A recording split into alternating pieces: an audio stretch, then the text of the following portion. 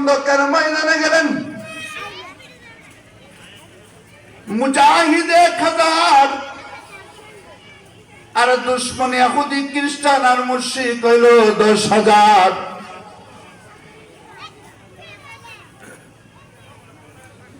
গর্ত খননের কাজ চলতেছে। গর্ত খনন করতে করতে গর্তের মধ্যে বড় একটা পাথর পাওয়া গেল। এত বড় পাথর যে টান দেয়া সরানো যায় না, আবার কূপ দিয়া ভাঙ্গাও যায় না, পিছলা তৈ লাগত। আল্লাহ নবী বিশ্ব নবী বলেন, কুড়ালটা আমার হাতে দাও।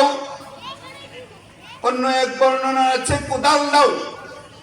নবীজি কোদাল দিয়ে ওই পাথরের উপরে প্রথম একটা আঘাত করলেন, ভিতর থেকে আগুন বের হলো। দ্বিতীয়বার আবার আরেকটা আঘাত করলেন, ভিতর থেকে আবারও আগুন বের হইল। তৃতীয়বার আবারও আঘাত করলেন, আবারও এই পাথরের ভিতর থেকে আগুন বের হলো। নবীজি বলেন, প্রথমবার যে আমি আঘাত করলাম আগুন বের হইল, এই আগুন দ্বারা আল্লাহ রাব্বুল আলামিন আমাকে ইয়ামান দেশ দেখিয়েছেন। দ্বিতীয়বার আঘাত করলাম, আবার আগুন বের হলো, এই আগুন দ্বারা আল্লাহ তাআলা আমাকে পারস্য দেখিয়েছেন। তৃতীয়বার আবার আঘাত করলাম, আগুন বের হলো, এই আগুন দ্বারা আল্লাহ তাআলা আমাকে রোম দেখিয়েছেন। অচিরে ইয়ামান পারস্য আর রোম বিজয়ী হবে, কালিমার পতাকা উড়ে যাবে।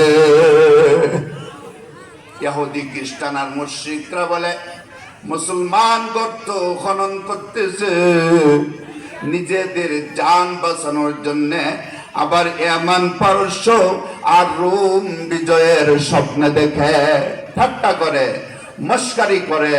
আল্লাহ কোরআনের আয়াত নাজিল করলেন, কুলিল্লাহুম্মা মালিকাল মুলকি তুতিল মুলকা মান তাশা ওয়া তানজিউল মুলকা মিম্মান তাশা ওয়া তুইজ্জু মান তাশা ওয়া তুযিল্লু মান তাশা বিয়াদিকাল খায়র ইন্নাকা আলা কুল্লি শাইইন কাদির। এ নবী, আপনি বলুন, আল্লাহ রাজত্বের মালিক, আল্লাহ যাকে ইচ্ছা করেন রাজত্ব দান করেন, যার থেকে ইচ্ছা করেন আল্লাহ রাজত্ব ছিনিয়ে নেন। আল্লাহ ইজ্জত আর বেইজ্জতের মালিক, আল্লাহ যাকে ইচ্ছা করেন ইজ্জত দান করেন, আল্লাহ যার থেকে ইচ্ছা করেন ইজ্জত ছিনিয়ে নেন, বেইজ্জতি দান করেন। আল্লাহ রব্বুল আলামিন প্রত্যেক জিনিসের উপরে ক্ষমতাবান।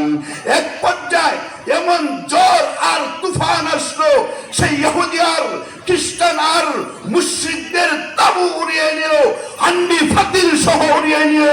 এই যে মদিনার থেকে মদিনার উপর আক্রমণ করা বাদ দিয়ে ওরা পলায়ন করলো, সেই ইহুদিরা আর কোনদিন মদিনায় প্রবেশ করতে পারে নাই।